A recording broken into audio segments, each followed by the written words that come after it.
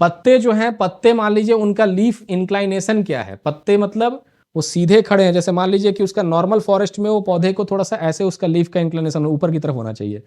तो यहाँ पे भी जंगल में अगर वो नीचे की तरफ ज़्यादा जा रहे हैं, इसका मतलब पत्ता मुरझा रहा है, सूख रहा है, कुछ और भी हो रहा है वहाँ पे, कोई बीमारी लग रही है, कोई पेस्ट लग रहा है, तो वो सब चीज़ों का जांच जा करके वहाँ करते हैं। सीबीएच निकालते हैं, क्राउन बेस का हाइट, कि मतलब जमीन से कितने ऊंचाई से वो क्राउन शुरू हो रहा है, ये क्राउन का जो ऊंचाई है ना, क्राउन मतलब मुकुट होता है, मुकुट मतलब जो फॉरेस्ट का पत्तों वाला हिस्सा है, उसके बारे में हम लोग बात कर रहे हैं। तो क्योंकि जमीन पे एक चीज नहीं लगता है, जमीन पे एक पूरा एक फील्ड लगता है, जैसे इसके अंदर रेन सेंसर भी है, इसके अंदर मान लीजिए कि थोड़ा सा इंफ्रारेड भी लगा हुआ है, इसके अंदर लिडार भी लगा हुआ है, इसके अंदर कई तरह के सेंसर, अलग अलग सेंसर ऐसे करके लगे, तो जमीन का एक स्टेशन बनता है। तो कुछ ग्राउंड के भी सिस्टम्स लगे हुए हैं, कुछ यहाँ पे सैटेलाइट सिस्टम्स भी लगे हुए हैं। अलग अलग सैटेलाइट सिस्टम्स हो सकते हैं, जैसे कि मान लीजिए रिसोर्स सैट है हमारा, ये सैटेलाइट यूज होता है, लैंड सैट है, वो सैटेलाइट भी यूज हो सकता है, कार्टो सैट, वैसे तो कार्टोग्राफी मैपिंग में इसको यूज करते हैं, लेकिन उसका भी कुछ ज़रूरत पड़ सकता है कि वो एरिया को चिन्हित करने के लिए। इस तरह के जो सैटेलाइट सिस्टम है, ये सब रिमोट सेंसिंग सैटेलाइट सिस्टम्स हैं, इनको देख करके, और यहाँ पर जीपीएस भी होता है, कहीं कहीं पे जीपीएस भी लगाया जाता है, क्योंकि जीपीएस एक जरूरी कंपोनेंट है जीआईएस का, ज्योग्राफिकल इंफॉर्मेशन सिस्टम का।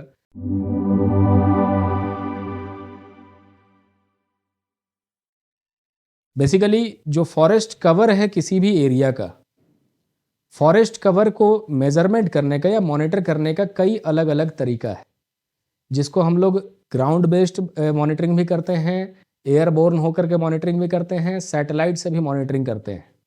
साथ ही साथ इसके अलावा ये जो मॉनिटरिंग का पूरा फ्रेमवर्क है, इसके अंदर क्या क्या चीज़ें आती हैं, कैसे वो प्लान बनते हैं, फॉरेस्ट प्लान उसको कैसे बनाया जाता है, मैं आपको लुधियाना जो फॉरेस्ट रेंज है उसका केस स्टडीज़ करके भी दिखाऊंगा कि कैसे फॉरेस्ट रेंज का फॉरेस्ट वर्किंग प्लान बना करके उसको फिर आगे ये सब किया जाता है।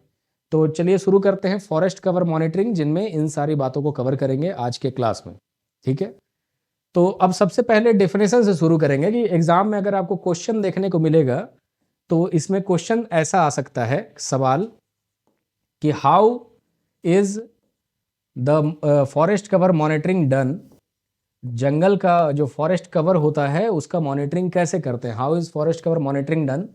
तो इसके जो इंट्रोडक्शन का सेक्शन होगा, मॉनिटरिंग डन, ऐसा सवाल आ सकता है। और इसके सवाल में जब हम लोग आंसर लिखेंगे तो इंट्रो में पहले कुछ बताना पड़ेगा फॉरेस्ट कवर का मॉनिटरिंग के बारे में, कि फॉरेस्ट कवर का मॉनिटरिंग का मतलब क्या होता है। तो इसी के लिए हमें जानना पड़ेगा पहले कि फॉरेस्ट कवर का मॉनिटरिंग का मतलब क्या होगा। तो डिफिनेशन यही है कि फॉरेस्ट कवर मॉनिटरिंग मतलब रेगुलर असेसमेंट करते रहना जंगल के कवर का, कंडीशंस का, कि फॉरेस्ट कवर वहां पर कितना है। रेगुलर असेसमेंट का मतलब है कि हर पीरियोडिक टाइम इंटरवल, जैसे मान लीजिए क्वार्टरली या फिर वीकली, मंथली, जितना भी आपने टाइम ड्यूरेशन बनाया हुआ है उस ड्यूरेशन पे जा करके ये असेसमेंट करना कि उतना ही फॉरेस्ट है या नहीं, क्या यहाँ पे फॉरेस्ट का कटाई हुआ है, क्या यहाँ पर कोई और भी कंडीशंस चेंज हुए हैं, कभी हो सकता है वहाँ पे तेज हवाएं चली उसकी वजह से फॉरेस्ट का कुछ पेड़ गिर गया है। तो ये सारी चीज़ें जो है रेगुलर टाइम इंटरवल्स पे हमें असेसमेंट करना पड़ता है, इसी को हम लोग फॉरेस्ट का कवर का मॉनिटरिंग कहते हैं। तो regular assessment of forest cover and conditions using ground and satellite based method. तो हम लोग क्या करते हैं, इसके लिए मैनुअल मेथड्स भी यूज़ करते हैं। जैसे मैनुअली में जो यहाँ पर जो भी फॉरेस्ट के अधिकारी हैं और जो रेंजर लेवल के अधिकारी हैं और उनसे नीचे जो बीट ऑफिसर्स हैं, ये सब जाकर के मैनुअली भी इंस्पेक्शन करते हैं फॉरेस्ट का, क्योंकि इनका तो फील्ड और रेंज में ही अपना रहना होता है। तो यह है एक मैनुअल इंस्पेक्शन, लेकिन मैनुअल इंस्पेक्शन का लिमिटेशंस है, उतना ज़्यादा तक कवर नहीं किया जा सकता है कम टाइम के अंदर में। तो इसी के लिए लोग क्या करते हैं, एरियल ड्रोन से भी लेते हैं, एयरक्राफ्ट से भी कभी कभी उसका पिक्चर्स इमेजरी लिया जाता है, एरियल इमेजरी, और सैटेलाइट के माध्यम से भी उसका चीज़ें की जाती है। साथ ही साथ पेड़ों के ऊपर कुछ यहाँ पर लोकल ग्राउंड बेस्ड ये चीज़ें भी लगाई जाती हैं, जो IoT सेंसर कहलाते हैं, इंटरनेट ऑफ थिंग्स का सेंसर होता है, वो भी लगाया जाता है पेड़ों के ऊपर। साथ में किसी किसी जगह पर पेड़ जमीन पे इस तरह का सेंसर्स लगाया जाता है कि जो कि सैटेलाइट से भी, जीपीएस का भी सेंसर होता है, रेन सेंसर भी होता है, हर तरह का सेंसर लगाया जाता है जमीन के ऊपर। कभी कभी लीडार सेंसर भी लगाया जाता है जो पिक्चर्स लेता है और एक 3D मैप बना करके देता है सामने वाले फॉरेस्ट का। तो उसमें से कभी कोई पेड़ नहीं रहा, गिर गया, तो वो पता चल जाएगा वहां से। एनीवे, जो भी जंगल के अंदर, जो भी फॉरेस्ट के अंदर चेंजेस आते हैं periodically with in a given interval of time, उसको नापने का जो तरीका है वही फॉरेस्ट कवर का मॉनिटरिंग है, जिसको रेगुलरली किया जाता है। अब इसमें दो एजेंसीज प्रमुख तरीके से अपना भूमिका निभाते हैं। दोनों एजेंसीज एक दूसरे का कॉम्प्लीमेंट्री हैं। एज फार एज फॉरेस्ट का मॉनिटरिंग इज कंसर्न, ये दोनों एजेंसी एक दूसरे के ऊपर डेटा का आदान प्रदान करके मॉनिटरिंग करती हैं, जिसमें पहला तो है फॉरेस्ट सर्वे ऑफ इंडिया, जो कि सबसे अहम ऑर्गेनाइजेशन है इसके अंदर, और दूसरा जो है national remote sensing centre NRSC। इसके वेबसाइट पे लॉगिन वगैरह भी किया करके वहाँ पे देखते हैं लोग कि क्या क्या रहा है फॉरेस्ट, क्योंकि जो भी सैटेलाइट का डेटा है, सैटेलाइट से जो इमेजेस आएंगी वो यहीं से आगे निकलता है। तो उसको फॉरेस्ट सर्वे ऑफ इंडिया लेकर के अपना Indian state of forest report तैयार करती है। बहुत लंबा चौड़ा रिपोर्ट है। इस बार का जो 2023 का लेटेस्ट रिपोर्ट है, 2-2 साल पर निकलता है, उस रिपोर्ट के 2025 वाला भी आएगा। तो उस रिपोर्ट के अंदर में इन्हीं सैटेलाइट इमेजरी का यूज़ करके रिपोर्ट बनाया जाता है। तो 2 पार्ट में रिपोर्ट आता है। उस रिपोर्ट वाला जो टॉपिक है ISFR का, वो मैंने पहले से ही कवर किया हुआ है। उसका वीडियो मैं यहाँ पर इंपोर्ट कर दूंगा तो आपको पता चल जाएगा। तो कि नेशनल जो ISFR का रिपोर्ट है, Indian state of forest report, बनता कैसे है, उसके अंदर कैसे उसको पढ़ाई करना है, कैसे तैयार करना है, उसका डेटा बहुत इंपॉर्टेंट है आप सबों के लिए। तो आज भी जिक्र करेंगे उसी रिपोर्ट का क्या क्या पैरामीटर्स लेते हैं हम लोग डेटा तैयार करने के लिए। एनीवे, तो ये जो 2 एजेंसीज हैं, ये दोनों मिलकर के फॉरेस्ट का जो भी कवर है उसका मॉनिटरिंग करती हैं कि कितना उस एरिया में जंगल है। अब जब ये बातें हो गई तो इसके बाद हमें समझना है कि कौन कौन सा पैरामीटर जो है मॉनिटरिंग करते हैं हम लोग, मतलब जंगल के अंदर क्या क्या चीज़ें मॉनिटरिंग की जाती हैं, उसका कैनोपी एरिया, ये सब चीज़ें क्या क्या। तो जो मेन चीज़ें जो मॉनिटरिंग किया जाएगा वो तो है कि फॉरेस्ट कवर का चेंज कितना है। ये मेन चीज़ है कि जैसे अगर आप देखेंगे कि फॉरेस्ट उस पूरे क्षेत्र का 24% या 25% है, ये डेटा बार बार आता है। पूरे भारत में कितना फॉरेस्ट कवर है उसका डेटा निकल के आता है। तो फॉरेस्ट कवर परसेंटेज के फॉर्मेट में, एरिया के फॉर्मेट में कितना है उस क्षेत्र में, उसका मॉनिटरिंग किया जाता है कि घट रहा है कि बढ़ रहा है। तो कुछ राज्यों में बढ़ जाता है, कुछ राज्यों में घटता भी है। त्रिपुरा में का स्टेट जो है जैसे उसमें घटता भी है, बढ़ता भी है कभी, क्योंकि वो सब छोटे स्टेट्स हैं, फॉरेस्ट ज़्यादा है उनमें, तो वो दिख जाएगा तुरंत ही। जो बड़े स्टेट्स होते हैं जहाँ बहुत बड़े क्षेत्र में जंगल है, तो बढ़ाव घटाव में जो फर्क होता है वो ठीक से पता नहीं चलता है। तो ये सारी चीज़ें उसी को देख करके, सैटेलाइट इमेजरी को देख करके और ग्राउंड का जो डेटा है उसको ले करके तय किया जाता है। तो ये एक पैरामीटर हो गया। दूसरा है डेंसिटी, कि इसके अंदर जो भी वेरी डेंस फॉरेस्ट होगा, मॉडरेटली डेंस फॉरेस्ट होगा, कम डेंसिटी वाले फॉरेस्ट होंगे, उन सबको, या ओपन फॉरेस्ट है, उनका क्षेत्रफल कितना है उसको भी देखा जाता है, परसेंटेज में भी और एरिया के टर्म्स में भी, किलोमीटर स्क्वायर में भी। साथ ही साथ कोई इलीगल एनक्रोचमेंट है, मतलब जंगल का जो क्षेत्र है उसके अंदर कोई बाहर से आकर के कुछ ऐसा बनाने का कोशिश कर रहा है या पेड़ काटने की कोशिश कर रहा है, क्या कर रहा है, तो एनक्रोचमेंट का भी पैरामीटर्स होता है। जंगल कितना कटाई हुआ, डिग्रेडेशन, और फायर अगर हो गया है जंगल के अंदर में, क्योंकि फायर को तो रोक नहीं सकते हैं, नेचुरली गर्मी के दिनों में आग लगता ही है जंगल में, तो उससे कितना ज़्यादा इफेक्टेड हुआ, ये भी पैरामीटर हम लोग देखते हैं। और ये सारा पैरामीटर्स किसके थ्रू हम लोग नापेंगे? सारा पैरामीटर जो GIS बेस्ड फॉरेस्ट इन्वेंट्री है उसको मैं आगे दिखाता हूँ। जो ज्योग्राफिकल इंफॉर्मेशन सिस्टम होता है, कि जैसे कोई भी लैंड है, ये एक लैंड है, उसको ग्रिड्स में डिवाइड जब हम लोग कर लेते हैं, तो ये ग्रिड्स में डिवाइड हो गया, तो अब ये GIS सिस्टम ऐसे काम करेगा, ज्योग्राफिकल इंफॉर्मेशन सिस्टम। तो इस ग्रिड में देखा जाएगा, ये जितने का भी यूनिट का ग्रिड होगा, कि कितना वो किलोमीटर स्क्वायर का ग्रिड है, उसके अंदर मान लीजिए इतने क्षेत्र में फॉरेस्ट का कैनोपी पहले था, अगर उसमें कुछ चेंजेस आया है तो अगले बार जो पिक्चर लिया जाएगा इस ग्रिड का, तो उससे मैच किया जाएगा उन्हीं सारे पैरामीटर्स को। तो as obvious GIS based, GPS based ये सिस्टम काम करता है। इसके अंदर और भी है जो लेज़र इंटरफेरेंस और लेज़र इमेजिंग के ऊपर काम करते हैं, वो सब भी मैं आगे आपको दिखाऊंगा। ड्रोन मैपिंग भी इसके अंदर करते हैं और बहुत सारी चीज़ें करते हैं। क्लियर? तो ये मैं आपको मॉडर्न टूल्स का जो इमेजेस वगैरह है ये आगे आपको क्लास में दिखाता हूँ। चलिए, अब यहाँ पर जो Indian state of forest report है, जो 2023 वाला है या फिर उसके पहले वाले जितने भी रिपोर्ट हैं, तो उनके अंदर जब अगर आप जाके देखें, जैसे ये वाला रिपोर्ट है, उसका पेज नंबर जो 254 है वो आप खोल के देखेंगे, तो 254 पेज नंबर में पैरामीटर्स दिए हुए हैं कि Indian state of forest report कितने पैरामीटर्स पे। तो ब्रॉडली तो पीछे मैंने दिखाया कि कितना पैरामीटर का मॉनिटरिंग किया जाता है, लेकिन Indian state of forest report में और भी कई सारे छोटे छोटे पैरामीटर्स को भी मॉनिटरिंग किया जाता है। एग्जाम्पल के लिए जो ISFR जिन पैरामीटर्स पे काम करती है, जैसे इसके अंदर टेरेन का इंफॉर्मेशन भी ISFR लेती है कि ये टेरेन कैसा है, प्लेट्यू है, माउंटेन है, रिवराइन एरिया है, क्या है यहाँ पर, तो टेरेन भी देखती है। साथ में सॉइल का भी डेटा देखती है Indian state of forest report में। साथ में फॉरेस्ट, सॉइल का ही डेटा हो गया, फॉरेस्ट में कोई डिस्टर्बेंस है उसको मेजरमेंट करते हैं। डिग्रेडेशन का कारण क्या है? स्टॉर्म की वजह से, मतलब जो तूफान आया उसकी वजह से पेड़ गिरे हैं, या जंगल में आग लगा है, या किसी ने जाकर के वहां इलीगल फेलिंग किया है, पेड़ को काटा है, उन सब का क्या इसका डिग्रेडेशन का कारण है? नॉन टिम्बर फॉरेस्ट प्रोड्यूस, जैसे पेड़ के अंदर जो जलावन का स्थिति क्या है, दूसरे जो वहां पे औषधियां हर्ब्स मिलती हैं उनका क्या स्थिति है, उन सब का भी यहाँ पे जांच होता है। साथ में जो कटे हुए पेड़ होते हैं उनका भी यहाँ पैरामीटर होता है। जैसे जो कटा हुआ पेड़ होगा तो उसका स्टंप तो वहीं पे बना रहेगा, उस स्टंप के साथ क्या हो रहा है, वहां पे रीजनरेशन क्या किया जा रहा है, या फिर जो कॉपीज के माध्यम से हम लोग रीजनरेशन करते हैं उसके अंदर क्या किया जा रहा है। तो डेड फॉरेस्ट के साथ क्या हो रहा है या स्टंप के साथ क्या हो रहा है वो भी एक पैरामीटर होता है। साथ में कुछ मान लीजिए एग्रो फॉरेस्ट्री वगैरह पे हम लोग जोड़ देते हैं, तो अगर कहीं क्रॉप है तो क्रॉप के साथ क्या हो रहा है। ट्री का हेल्थ का पैरामीटर, कलर देख देख करके कि इसके अंदर कोई अभी मैंने पेस्ट तो नहीं लग गया है, कोई उसके अंदर वो तो नहीं लग गया, तो कलर देख देख करके भी कि ट्री मर तो नहीं रहा है, कहीं उसका कलर लाइट कलर हो जाएगा तो मरने भी लगेगा।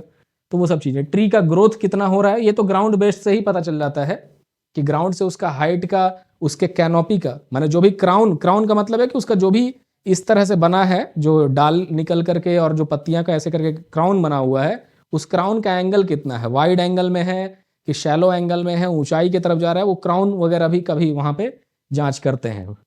बांस कितना है इसके अंदर में, इन्वेजिव स्पीसीज कितने आ गए हैं, जैसे मान लीजिए कि आपने वहां पे ये लगा दिया, थोड़ा सा कैजुअरिना लगा दिया है या कुछ भी यूकलिप्टस, ये सब थोड़ा सा इन्वेजिव तरह के प्लांट्स होते हैं, इनका भी डेटा होता है।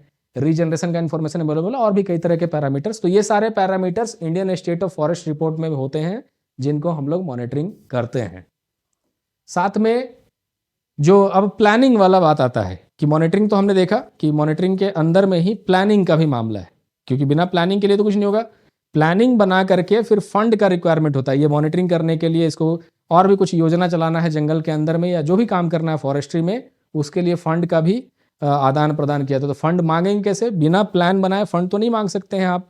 तो ये सारी चीज़ों के लिए जो प्लानिंग फ्रेमवर्क है फॉरेस्ट के मैनेजमेंट में, वो कैसे चलता है। तो इसके अंदर कई स्टेजेस शामिल हैं। ये जो स्टेज आप देख रहे हैं, ये कई स्टेजेस शामिल है प्लानिंग वाले में, प्लान बनाने में लेकर के फिर उसको जाकर के वहां पर फंड लेना है, फंड को फिर फील्ड में एग्जीक्यूट करना है, फंड को खर्च करना है, उसके बाद मॉनिटरिंग और रिपोर्टिंग करना है। तो वहां से लेकर के सबसे पहला स्टेज जो है वो है प्री प्लानिंग का स्टेज, प्लान बनने से पहले। तो इसके अंदर क्या करना है कि अपने पास कितना रिसोर्स है, कौन कौन स्टेक होल्डर होंगे, विलेज कम्युनिटीज होंगे कि नहीं, इसके अंदर कौन कौन सा रेंज शामिल है, वो कौन, इसके अंदर कोई और भी तो दूसरा एजेंसी शामिल नहीं है, वो जो भी स्टेक होल्डर होंगे उनको चिन्हित किया जाएगा पहले, और फिर उसके बाद जाकर के कि अपने पास रिसोर्स कितना है उसका एक आकलन किया जाएगा कि इतना हमारे पास अभी रिसोर्सेज हैं, प्लानिंग से पहले।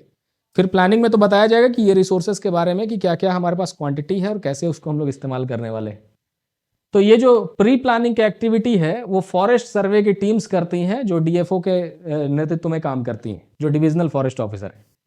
फिर प्लानिंग जो होगा, जिसके अंदर हमें वर्किंग प्लान बनाया जाएगा। मैं वर्किंग प्लान तो एक सेपरेट लेक्चर में कवर करेंगे कि फॉरेस्ट वर्किंग प्लान क्या होता है। उसमें मैं कई राज्यों का, कई डिविजन्स का और कई रेंजेस का अलग से दिखाऊंगा कि फॉरेस्ट वर्किंग प्लान वहां पे किस तरह से तैयार किया गया है और कैसे प्रेजेंट किया जाता है। आज भी एक छोटा मॉडल देखेंगे, कोई दिक्कत नहीं है। तो उसके बाद वर्किंग प्लान तैयार किया जाएगा, ये हर डिवीजन के लिए अपना किया जाता है वर्किंग प्लान तैयार। तो जैसा मैंने पिछले वाले क्लास में बताया था कि ये एक वर्किंग प्लान ऑफिसर, मतलब वो डीएफओ लेवल का ही आदमी, डिविजनल फॉरेस्ट ऑफिसर के लेवल पे ही होता है, लेकिन इसके अंदर सबका सिग्नेचर होता है। वर्किंग प्लान के अंदर में पूरा जो principal chief conservator of forest, conservator of forest, सबका यहाँ पर इसके अंदर एक तरह से एक्नॉलेजमेंट इसके अंदर होता है। तैयार करता है डीएफओ ही, लेकिन वो सब लोगों का। फिर इसको अप्रूवल करने का मामला आ गया। अब ये जो प्लानिंग हो रहा है, ये प्लान को बना करके अप्रूवल किया जाएगा, जो कि फाइनली फंड मांगने के लिए कि अगर ये प्लान अप्रूव हो जाएगा तो उसके अंदर एक फंड भी लिखा रहेगा, इतना फंड हमको आएगा तो हम ये मॉनिटरिंग का प्रोजेक्ट और ये सब चीजें चला सकते हैं, तो वो चीज मांगा जाएगा। तो वो फिर प्लानिंग जो है ministry of environment, forest and climate change, वहां से फिर इसको फंड का मांगा जाता है, अप्रूवल भी वहीं पे होता है इस वर्किंग प्लान का। फिर इम्प्लीमेंटेशन होगा, फील्ड एग्जीक्यूशन होगा, उसके बाद फिर मॉनिटरिंग और उस तरह का रिपोर्टिंग किया जाएगा। ये स्टेजेस में हम लोग देखेंगे। पहले देखते हैं कि ये कैसे इसको बनाया जाता है। ठीक है, ये आते हैं अप्रूवल सैंक्शन वगैरह पे, इसमें दोबारा आएंगे। तो देखिए यहाँ पर एक जो मैंने दिखाया आपको, लुधियाना का जो फॉरेस्ट डिवीजन है उसका एक मैंने आपको मॉडल दिखाया है। ये आप गूगल में भी ढूंढने से मिल सकता है, पीडीएफ में थोड़ा सा सर्च करना पड़ेगा। लुधियाना फॉरेस्ट डिवीजन का जो ये प्लान तैयार किया गया है, वर्किंग प्लान, ये अप्रूवल के लिए आगे जाने वाला है। तो पहले स्टेप में क्या किया जाएगा? Pre planning. प्री प्लानिंग का मतलब कि इस पूरे डिवीजन में कितना रिसोर्स है, कितना टिम्बर है, कितना नॉन टिम्बर फॉरेस्ट प्रोड्यूस है, कितना उसके अंदर और भी चीजें हैं, टेरेन कैसा, वो सब रिसोर्सेज क्या क्या है, पानी की अवेलेबिलिटी क्या है, वो पहले पता किया जाएगा। ठीक है, पता करने के बाद इस रिसोर्स को कैसे हम लोग आगे चल के ऑप्टिमाइज करेंगे, यूज करेंगे, वो सारी चीजें करेंगे, वो इस वर्किंग प्लान में बनाया गया है। ये 500 पेज का प्लान था, तो मैं 500 पेज का प्लान तो हम लोग लगा नहीं सकते हैं यहाँ पर, लेकिन उसके अंदर काफी डिटेल में चीजें बनाई जाती हैं। तो उसका जब सेकंड पेज देखेंगे तो देखिए यहाँ पर पीसीसीएफ का भी यहाँ पर सिग्नेचर किया हुआ है इसी प्लान के अंदर में, और जो यहाँ पर चीफ कंजर्वेटर ऑफ फॉरेस्ट हैं, फिर लास्ट में जो डिविजनल फॉरेस्ट ऑफिसर है, तो तैयार यहाँ हुआ होगा, ये यहाँ पे तैयार हुआ है, और बाकी सारे लोगों को ये दिखाया भी गया है टेक्निकल चीजों के लिए कि एक बार, तो इन सब लोगों का सिग्नेचर इसके अंदर लगता है, डीएफओ का भी लगा हुआ है, सीएफ का भी लगा हुआ है, सब चीफ सीसीएफ का भी लगा हुआ है इसके अंदर। ये फॉरेस्ट वर्किंग, ये पहला पेज है, ये सेकंड पेज है। इसके बाद अब जब ये प्लान बन गया तो इसको फिर भेजा गया है, देखिए अप्रूवल के लिए कहा, ministry of environment forest and climate change, MOEFF। अब ये मिनिस्ट्री में भेजा गया है फंड के लिए कि फंड हमको दीजिए तो हम आगे काम करें। तो देखिए ये किसको भेजा गया है? ये भेजा गया है चीफ सेक्रेटरी ऑफ फॉरेस्ट को। ध्यान रखिएगा, ये किसको भेजा गया है? Chief secretary of forest.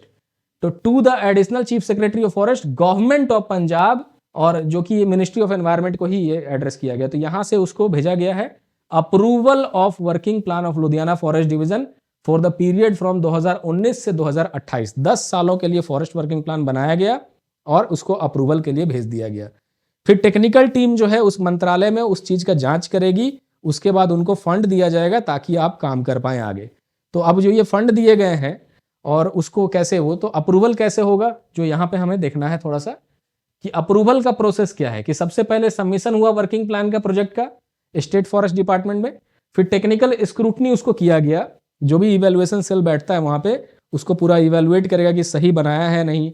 कुछ लोग होते हैं ना कि ज्यादा फंड लेने, सब कोई ज्यादा ही फंड लेना चाहता है, कम फंड तो कोई नहीं मांगना चाहता है, तो कोई बहुत ज्यादा कोई भ्रष्टाचार तो नहीं शामिल है इसके अंदर, कुछ गड़बड़ी तो नहीं की, तो सबका एक बार क्रॉस चेक करके जांच किया जाएगा और उसको फिर अप्रूवल दिया जाएगा स्टेट गवर्नमेंट के द्वारा, फाइनली सेंट्रली स्पॉन्सर्ड स्कीम में, CSS में।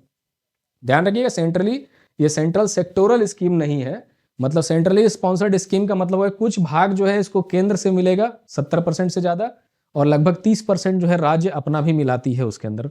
रेशियो अलग अलग भी हो सकता है, नॉर्थ ईस्टर्न स्टेट्स के लिए 90-10 का भी रेशियो रहता है। तो जो भी सेंट्रली स्पॉन्सर्ड स्कीम होगा उसके तहत फॉरेस्ट को फिर इसके वर्किंग प्लान में जो भी रिक्वायरमेंट होगा उसके तहत उसको पैसा अलॉट किया जाएगा। एनीवे, फिर उसके बाद जब पैसा आ जाएगा तो अब इस पैसे को मैनेजमेंट करना है, ठीक है, जिसके लिए एनुअल बजट बनाया जाएगा, ऑडिट किया जाएगा अकाउंटेंट के द्वारा, फिर इसका डिजिटल रिकॉर्ड कीपिंग भी किया जाएगा, जो कि अलग अलग मंत्रालयों में जो भी कंसर्न मंत्रालय है उसके अंतर्गत उसको फिर भेजा जाएगा। तो ये इसका अप्रूवल का प्रक्रिया है जो मैंने आपको यहाँ पर दिखाया। क्लियर? तो छोटा ही टॉपिक है, कोई बहुत बड़ी चीज नहीं है इसके अंदर। अब ये जो फ्रेमवर्क है मॉनिटरिंग का, ये फ्रेमवर्क कैसा है? फ्रेमवर्क का मतलब है कि ढांचा क्या है मॉनिटरिंग का, कि ग्राउंड पे क्या मॉनिटरिंग के लिए कर रहे हैं, एरियल मॉनिटरिंग के लिए क्या कर रहे हैं। तो इसी चीज को मैं थोड़ा सा विस्तार से आपके सामने इसको बताने वाला हूं कि मॉनिटरिंग का जो फ्रेमवर्क है वो ग्राउंड बेस्ड भी है, फील्ड इंस्पेक्शन भी है, हर तरह का उसके अंदर मॉनिटरिंग है। तो पर्पज क्या है इस मॉनिटरिंग फ्रेमवर्क को बनाने का? ये फ्रेमवर्क जो ढांचा आपने बनाया है संस्थागत तरीके से, इसका पर्पज क्या है कि सबसे पहले जो फॉरेस्ट है हमारे पास या फॉरेस्ट्री के प्रोग्राम्स जो चल रहे हैं उसके अंदर वो एक सतत तरीके से काम कर रहे हैं, सस्टेनेबल तरीके से काम कर रहे हैं या नहीं, ऑप्टिमाइज कर रहे हैं कि नहीं अपने रिसोर्सेस को, इन सब को क्रॉस चेक करने के लिए, जांच करने के लिए ये फ्रेमवर्क लगाया गया है।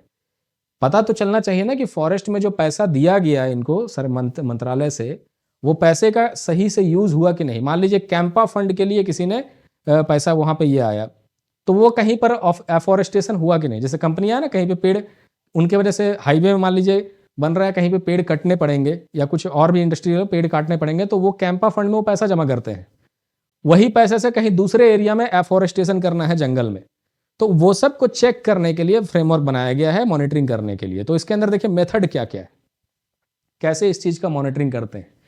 तो पहला है फील्ड इंस्पेक्शन, जिसके अंदर मैंने शुरू में ही वो डायग्राम दिखाया आपको, जहां पर लोग फिजिकली जंगल में जा करके, ऑन साइट जा करके उस चीज का मॉनिटरिंग करते हैं, जो कि बहुत डिफिकल्ट काम है ना।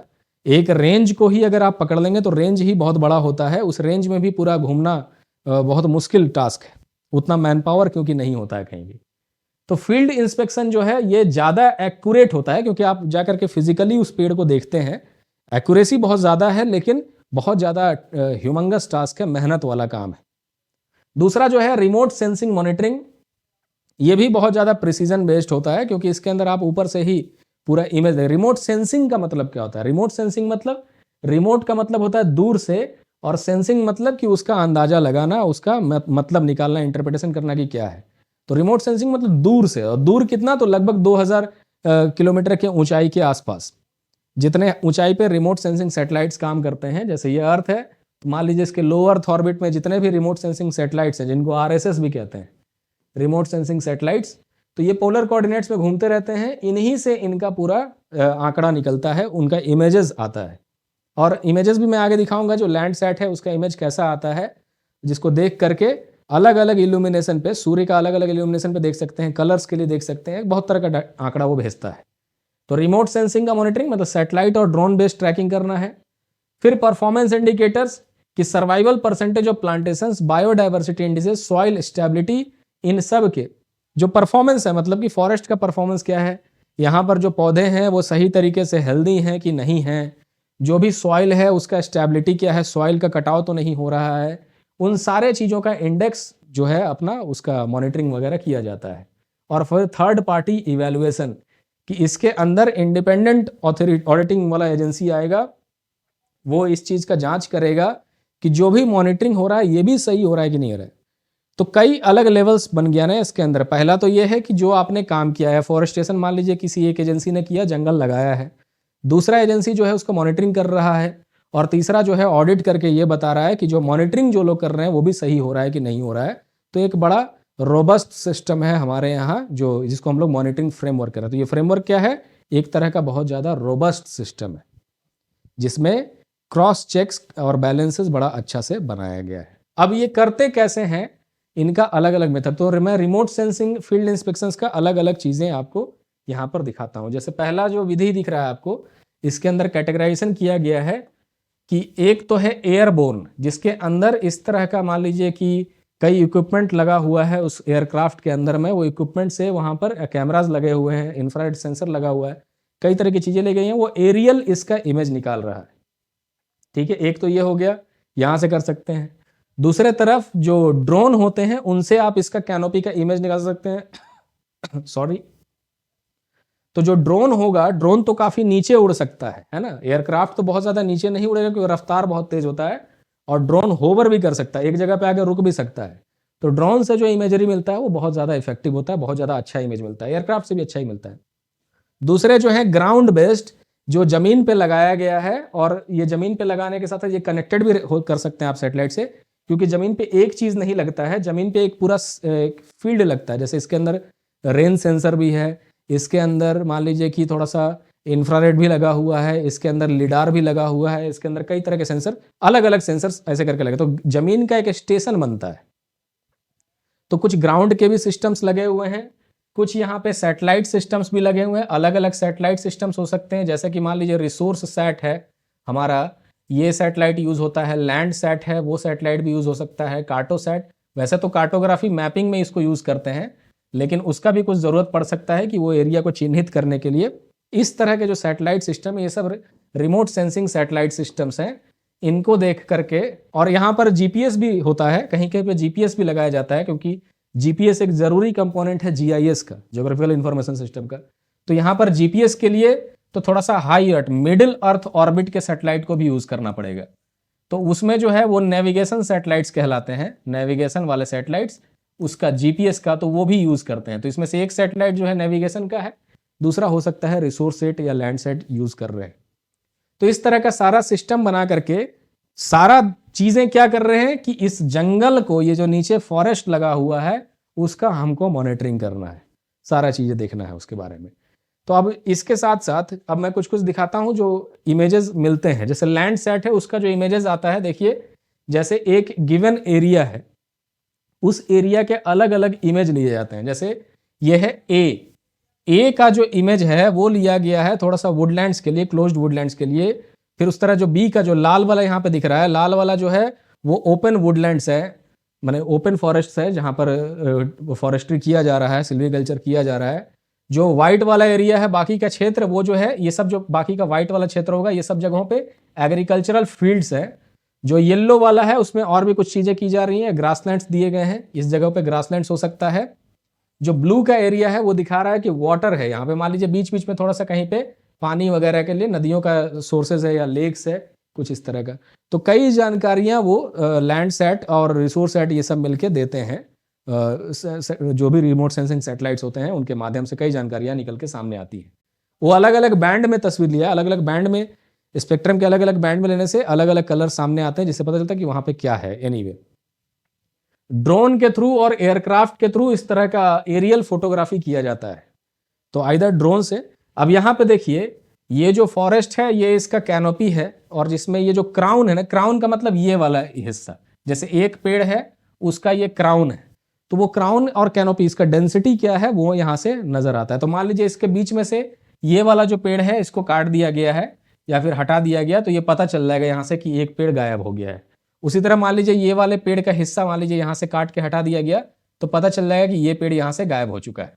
उसी तरह यहाँ का कोई पेड़ काटेंगे तो गायब हो चुका है। अदरवाइज स्पीसीज क्या क्या है, तो ये स्पीसीज एक्स है, ये स्पीसीज वाई है, ये वाई यहाँ भी है, यहाँ भी है वाई, यहाँ भी है वाई, यहाँ भी है। येलो वाला मान लीजिए जेड है, तो ये जेड यहाँ भी है, यहाँ भी है, जेड यहाँ भी है, तो ये पोजीशन भी समझ में आता है। मान लीजिए इसमें से कहीं एक जगह से जेड स्पीसीज ज्यादा काटा गया, मान लीजिए कि इस वाले को ज्यादा काट रहे हैं कोई लोग, तो पता चल जाएगा कि ये सस्टेनेबल हो भी रहा है कि नहीं हो रहा है। ठीक है, क्योंकि सस्टेनेबिलिटी के बारे में पीछे के क्लासेस में मैंने बहुत बताया है कि जो काटने का दर होता है, हार्वेस्टिंग का जो दर होता है, वो उसका मीन एनुअल इंक्रीमेंट MAI के दर से कम होना चाहिए। मीन एनुअल इंक्रीमेंट का मतलब कि हर साल फॉरेस्ट कितना ग्रो हो रहा है, तो ये मैंने पीछे के क्लासेस में आपको बताया है, जो हम लोग जानते हैं। तो ये सब चीजें हम लोग मॉनिटरिंग करते हैं एरियल सर्वे के साथ। ठीक है, और अगर मान लीजिए कि ये एरियल फोटोग्राफी आया और इस जगह पे फिर एक ही, जरूरी नहीं कि सिर्फ एरियल फोटोग्राफी लेके ही काम हो गया, जैसे ही पता चल गया कुछ गड़बड़ हो रहा है वहां पे, तो वहां फिर फील्ड वाले टीम को भेजा जाएगा जा करके फिजिकली उसका चेक करने के लिए और ज्यादा क्रॉस चेक करने के लिए। एनीवे, कुछ और भी डेटा लेते हैं। जो ग्राउंड बेस्ड स्टेशन होते हैं वो क्या करते हैं, ये एंगल्स निकालते हैं। ये एंगल जो अल्फा आपको दिख रहा है ये क्या है, इसके क्राउन का एंगल है। जैसे यहाँ पे अल्फा ज्यादा है, अल्फा इज मोर, तो ये क्या है, ज्यादा वो पेड़ ऊंचाई की तरफ बढ़ रहा है, उसका जो क्राउन है ऊपर की तरफ जा रहा है। और दूसरे केस में जो अल्फा है वो थोड़ा सा छोटा है, इसका मतलब जो क्राउन है ना, जो ये एंगल बन रहा है ऊपर में, वो ज्यादा फैल रहा है, पेड़ जो है ज्यादा ऐसे करके फैल रहा है, और इस तरफ जो पेड़ है ऊपर की तरफ इस तरह से जा रहा है। तो उसके क्राउन का एंगल भी मेजरमेंट किया जाता है कि वो पेड़ किस तरह से, मान लीजिए वो नेचुरली क्या है कि इस तरह का ट्रायंगुलर शेप में ऊपर जाने वाला पौधा है, लेकिन अगर उसका कैनोपी ऐसे फैल रहा है तो क्या कारण हो रहा है उसके उस जगह पे जैसा हो रहा है। या नेचुरली जो हम लोग नॉर्मल फॉरेस्ट पिछले क्लास में पढ़े थे, नॉर्मल फॉरेस्ट का मतलब एक ऐसा आर्टिफिशियल फॉरेस्ट जो बेंचमार्क का काम करता है, मतलब उसके अंदर सारी चीजें परफेक्ट होती हैं, तो वैसा फॉरेस्ट एग्जिस्ट नहीं करता है, उसको मेजरमेंट करें तो नॉर्मल फॉरेस्ट में जो कैनोपी होना चाहिए उससे कितना डेविएशंस यहाँ पे आ रहा है उसको भी यहाँ पर मेजरमेंट करते हैं। तो यह भी एक दूसरा यहाँ पर मेजरमेंट करने के लिए बना हुआ है। साथ ही साथ आप देखिए कि जो भी ग्राउंड बेस्ड सेंसर है इस तरह का लगा हुआ, ये ग्राउंड वाले सारे सेंसर हैं, और ऐसा ऐसा बहुत सारी चीजें लगी होती है। वो बीच में जो दिख रहा है वो सेंसर है ऊपर, तो सेंसर हो सकता है थर्मल इमेजिंग के लिए है, लिडार के लिए है, या फिर जो ये सोलर लगा के रखा है कि सोलर से भी चलेगा, तो उसके अंदर कई सारी तरह के डिवाइसेस एक ही में माउंटेड हो सकते हैं, या फिर ये एक सेंसर फिर दूसरा फिर तीसरा चौथा ऐसे करके लगा हो सकता है। तो ये क्या करते हैं, पेड़ों के अंदर कि सबसे पहले इसका हाइट कितना है, इस पौधे का पेड़ का हाइट कितना है, उम्र पता ही है कि इस उम्र पे कितना हाइट होना चाहिए। अगर उतना हाइट नहीं हो रहा है उन पौधों का तो इसका मतलब वहां पे कुछ ग्रोथ में प्रॉब्लम आ रही है, तो फिर उसको ठीक करना होगा फॉरेस्ट्री के अंदर में। फिर जो क्राउन दिख रहा है कि इसका क्राउन का बायोमास कितना है, डेंसिटी कितना है, क्राउन का जो डायमीटर है वो कितना है। जैसे ये एक पेड़ है तो ये कितना डायमीटर इसका आ रहा है उसका भी जानकारी यहाँ से मिलता है। फिर क्लंपिंग इंडेक्स है, फिर वो चीजें हैं, लीफ एरिया का डेंसिटी कि लीफ जो है कितना क्लोजली ज्यादा पैक्ड है एक दूसरे से, बहुत सारी चीजें इसके अंदर हम लोग चेक करते हैं। पत्ते जो हैं, पत्ते मान लीजिए उनका लीफ इंक्लाइनेशन क्या है, पत्ते मतलब वो सीधे खड़े हैं, जैसे मान लीजिए कि उसका नॉर्मल फॉरेस्ट में वो पौधे को थोड़ा सा ऐसे उसका लीफ का इंक्लिनेशन ऊपर की तरफ होना चाहिए, तो यहाँ पे भी जंगल में अगर वो नीचे की तरफ ज्यादा जा रहे हैं इसका मतलब पत्ता मुरझा रहा है, सूख रहा है, कुछ और भी हो रहा है, वहां पे कोई बीमारी लग रही है, कोई पेस्ट लग रहा है, तो वो सब चीज़ों का जांच जा करके वहाँ करते हैं। CBH निकालते हैं क्राउन बेस का हाइट, कि मतलब ज़मीन से कितने ऊंचाई से वो क्राउन शुरू हो रहा है, ये क्राउन का जो ऊंचाई है ना। क्राउन मतलब मुकुट होता है, मुकुट मतलब जो फॉरेस्ट का पत्तों वाला हिस्सा है, उसके बारे में हम लोग बात कर रहे हैं। तो ये सारी चीज़ें ग्राउंड स्टेशन को देख करके उसको हम लोग निकालते हैं। फिर इसी के अंदर और भी पैरामीटर्स हैं, जो कैनोपी है, जैसे मान लीजिए कि उसका गैप क्या है, जैसे एक फॉरेस्ट, एक पेड़ दूसरे पेड़, इन दोनों के पेड़ में जो इसका पूरा पत्ता लगा है, यहाँ से यहाँ इसका पूरा पत्ता लगा है, तो इन दोनों के बीच में कितना गैप यहाँ पर बना हुआ है, उसको अलग अलग एंगल्स, वो सारी चीज़ें चेक करते हैं। तो मॉनिटरिंग बहुत ज़बरदस्त तरीके से करते हैं फॉरेस्ट का, वो कोई ऐसे नहीं।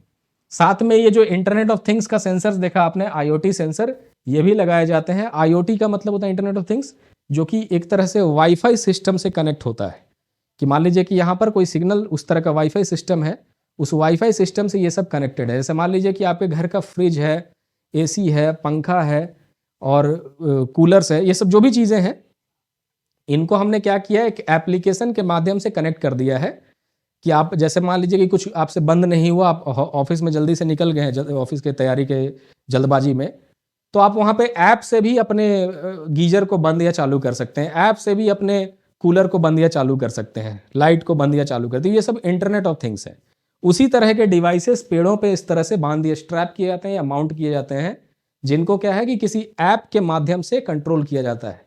ऐप में आपको डेटा चाहिए तो उस समय उसका कैमरा या सेंसर लेकर के एक इमेज आपको रियल टाइम में दे देगा कि अभी ऐसा है ये।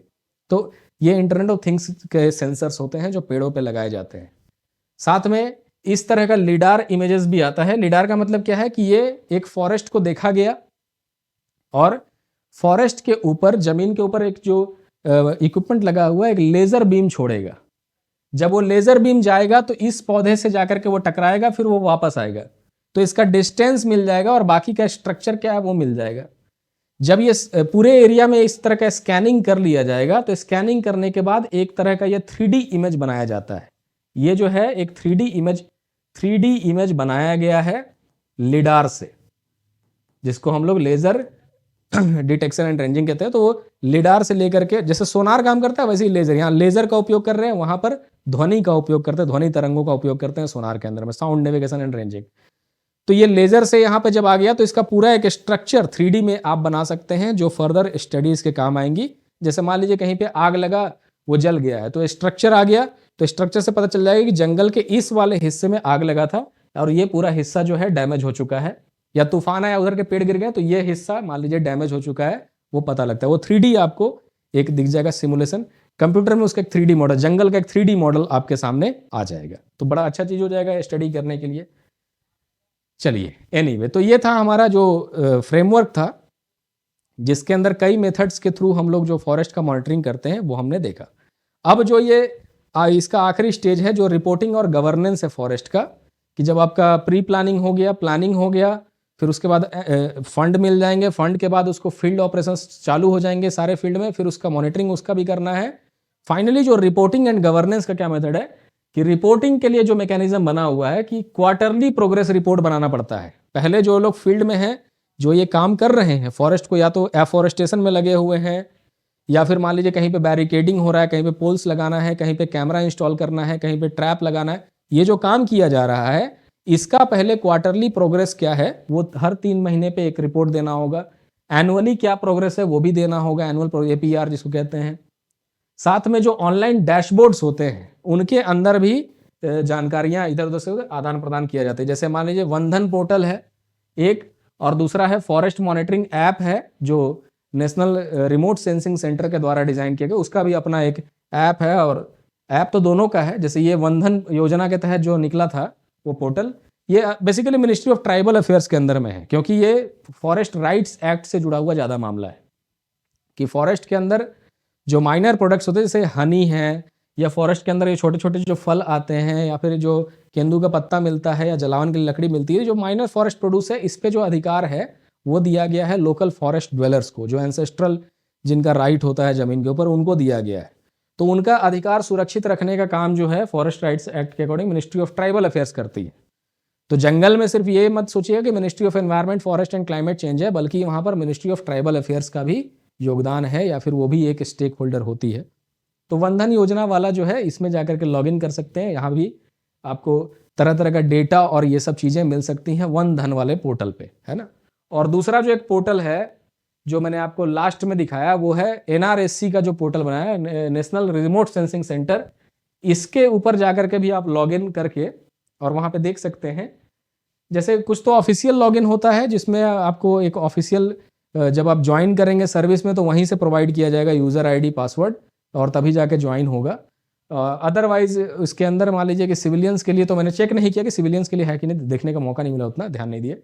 तो एनीवे, तो यहाँ पर क्या है कि सिविलियंस के लिए वैसे बहुत सारा मैप्स और इमेजेस अवेलेबल है, मतलब सिविल एडमिनिस्ट्रेशन के लिए भी। तो आप चाहें तो जाकर के जो इसका फॉरेस्ट्री एंड इकोलॉजी वाला हिस्सा है, नेशनल रिमोट सेंसिंग सेंटर, जो भी इसका सेंटर का जो वेबसाइट बना हुआ है, वेबसाइट है, ऐप भी है, इसका एंड्रॉयड एप्लीकेशन भी है। तो वहां जाकर के फॉरेस्ट्री एंड इकोलॉजी वाले सेगमेंट में जाकर के बहुत सारा जो फॉरेस्ट लॉस का लोकेशन क्या है, तरह तरह का बहुत सारा मैप्स दिया हुआ है। तो उसको स्टडी करके भी बहुत रिपोर्ट्स बनाते हैं, जैसे कॉलेजेस में या फिर मान लीजिए जो बहुत सारे स्कॉलरली लोग हैं, जो स्कॉलर्स हैं फॉरेस्ट के क्षेत्र में, वो लोग भी अपना रिपोर्ट्स वगैरह बनाते रहते हैं, रिसर्चर्स हैं वो रिपोर्ट्स बनाते रहते हैं। तो इन्हीं मैप्स को वो लोग यूज़ करते हैं क्योंकि ये ऑथेंटिक डेटा प्रोवाइड करेगा कि उसके अंदर क्या क्या चीज़ें हैं। ठीक है, तो बेसिकली ज़्यादा कुछ था नहीं इसके अंदर में। जो फॉरेस्ट का मॉनिटरिंग है इस तरह से किया जाता है, फंड का अप्रूवल, वर्किंग प्लान जो है उस तरह से बनाया जाता है, और ये सारी चीज़ें होती हैं। तो ये एक छोटा टॉपिक था, मैंने सोचा था कि फॉरेस्ट वर्किंग प्लान उसको शुरू करेंगे, लेकिन उसको कल शुरू करेंगे, कल ही ख़त्म हो जाएगा और हमारा अब ज़्यादा बचा हुआ नहीं रहेगा उसके अंदर में, पेपर 2 के उस सेक्शन A में। फिर हम लोग चलेंगे दूसरे किसी टॉपिक में।